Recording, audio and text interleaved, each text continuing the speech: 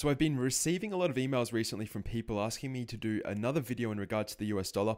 Obviously, it's been taking a little bit of a beating over the past month and a half. What I'll do, I'll bring up the chart right now and I can just, share with you my thoughts on this particular index of the US dollar. You can see obviously since late July 2015, we have been in a consolidational type of period. It's been a really nice basing period for the US dollar, but really since then, we've really moved parabolic. I mean, it's just been the nicest bullish trend. What I can do to show you this is just bring up the long-term 100 and simple moving average. Let me just zoom in a little bit closer so you can see this. Since we've broken out and we've established the high highs and high lows, and you can see price breaking above the 100 and the 200, we've been in a really defined upward type of trend. Now, most recently, however, again, going back into that 1, maybe 2 month type of time frame, we've seen somewhat of a sell-off in the US dollar. Again, a lot of people emailing in a little bit concerned about the value of the US dollar, their purchasing power. Really, it's nothing to be too concerned about at this particular moment in time. The reason why is because if I just bring up this very simple Fibonacci support and resistance area, this is really just showing us the big move which has resulted, not so much from the breakout itself, but where we have established the actual low of that consolidational pattern. This equals 100%. So this really defines the first wave of the bullish trend. What this does now is it breaks it down into subsections. So as you can see, you've got the 0.382, the 0.5, and the 0.618. This is a very basic way of doing this, but it gives us a really good understanding of where this US dollar can actually pull back to and where we can expect long-term buying to jump back into the US dollar. As you can see, I like to draw these rectangular boxes. This tells me that there's strong support, right? So I know that there's really strong support in this level right here. The same is true when I do these green boxes up at resistance levels. It tells me that there's very strong resistance at these levels. Also, it gives me really good framework, so I like to say. It gives me really good structure moving forward. So right now, here we are at 93.26, and the 0.382 Fibonacci retracement level is coming in at about 92.47. I can zoom in, I can show you this number right here. 92.47. This is the first area of buying support, which I'd really strongly want to pay close attention to if we get there over the next coming days. In line with that, we've got the 50% retracement, which comes in right on that 90-cent level.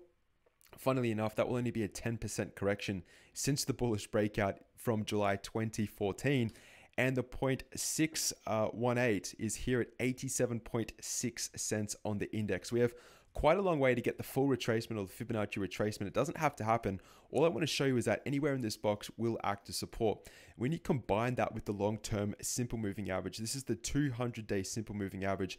This is also tends to be a very good buying opportunity. So this comes smack bang in the center of this Fibonacci retracement box also. So although there's a lot of people out there, they're saying, look, the US dollar is just put in a top. It's put in a double top. We've broken the neckline. I mean, you can see the bear flag resulting in continued breakdowns. You can see the bear flag and another bear flag right there, and the price action pushing lower. It also appears as though we've pushed below this consolidational type of area here, which is somewhat surprising to see without any buying pressure, or at least a slowdown. All I'm trying to say right now is that we do have strong support, whether it's here at about 91.90, which confirms with that Fibonacci retracement box and that 200 simple moving average. I wouldn't be looking to get net short the US dollar. Instead, I'd be playing the opposite side of the trade and looking for a really good re-entry on the US dollar. Obviously, the US dollar is tracked very closely to the commodities markets, most noticeably the silver and gold markets. What I'll do very quickly is just reference silver. You can see that we are pushing higher. It has been, again, somewhat parabolic. I think silver was up close to 10% on the weekly chart. No real explanation for that from myself other than the US dollar continuing its sell-off. They are tied somewhat inversely to one another. When one rises, the other falls, and vice versa. The same is true with gold. Funnily enough, on silver, we actually had a bullish trade around $15.44 on the ETF itself. It did unfortunately pull back, so we were stopped out of this trade. But as you can see, it's really just continued from the basing pattern, the long-term basing pattern going back to November 2014. So you can see right here, a really good opportunity to be not aggressively accumulating silver, but if you are one of those inflationary types of bugs and you're looking for precious metals to at least, offset inflationary pressure and to use it as a hedge, it's a really good opportunity at these low levels. Unfortunately, because my stance on the US dollar is this, I do not believe that we have put in a top. I do think we are going to see a level at maybe 1.2. If I can bring up the US dollar index, what I might do is zoom out and go to the weekly because it should put this into perspective greater. Actually, this is a monthly chart going back to the year 2000. I think we are set to revisit these levels. This is when, or the most noticeable trade data which we have to work with. But if you use this as a trend line, and this is a very good gauge for the US dollar, if you project this into the future, you've got a really good macro target on the US dollar up here at about 115. So I mean, if we can break above that 100-cent level on the index, we still have 15% at least on the upside, which is what I'll be looking for. The way that is going to influence commodity prices is that, look, we may have a short-term bounce. I've referenced silver. What I'll do with gold is go through this market right now. Yes, we've seen a short-term bounce, but really what I'm looking for is if I go to the weekly, I mean, it really feels as though these two ETFs are going to revisit this declining trend line right here. And when we revisit this declining trend line right here, we've got touches, and touches, we see the sell-off. So, I mean, this, I do believe, pardon me, that this will be short-lived. To the upside, we will connect with the downward trend line. And then I think we'll come back down and revisit the lows once again in the gold market and the commodity market as the US dollar makes the turn and it makes the push higher, back up to the highs, if I can bring up the right chart, back up to that 100-cent index level, which we established in mid-March and also in mid-April 2015. One market which I haven't shown you most recently is what I can do in the way of an ETF is the WTI type of chart. I can overlay this also with the price of the US dollar. Let me just bring up the right chart also.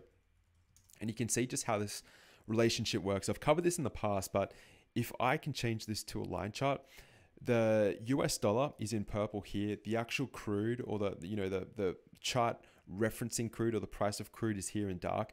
As the US dollar strengthens, you can see the price of crude oil come down. As you see the price of the US dollar lose its purchasing power. So for instance, between March 2010 going into June 2011, you can see that retracement. The price of crude increases, or it appreciates in value. You can see this relationship. It's very, very detailed. It's very defined. It's very nice. You get to these points, one market increases, whereas the other sells off. You get into a time of parity, or somewhat of parity. Very, very rarely, but you do until they diverge once again. I put out a video yesterday actually referencing the Dow Jones Transportation Average with the Dow Jones Industrial Average. You can go back and have a look at that. It's not the same type of relationship. Often the industrial and the transports will work in agreement with one another, but this is definitely an intermarket relationship which works inversely to one another. So as you can see, most noticeably, US dollar appreciates in value, more purchasing power, oil is priced in US dollars, it becomes cheaper. Now, this isn't truly reflective yet because obviously crude has had a really nice bounce. I think it's pushed just below $60 a barrel. It isn't really reflected too well in this particular W&T offshore account here, but you can just see that relationship for what it's worth right there. So I'll leave it at that. Again, just to surmise, don't be concerned about the US dollar, not yet. Maybe long term, it's something to consider based on the amount of debt back to the US dollar caused by the Fed and the continual deficits which are being blown out to support the US economy. That's something to be mindful of. But right now, if in fact these markets do, or the broader markets do roll over, there will be a flight to safety into the US dollar. How long-lived that will be, that's another type of discussion. But at least in the short term, I can see downside risk to be limited and upside reward on this chart to be much nicer, at least for swing traders, day traders, and just overall momentum traders. I do think we are going to see the next leg up to revisit these highs only in a matter of time. So please keep an eye on that relationship right there. I'll leave it at that. That will do for this weekend. Have a great weekend, everybody. I'll see you next week for some more market updates as the week progresses. All the best. Goodbye.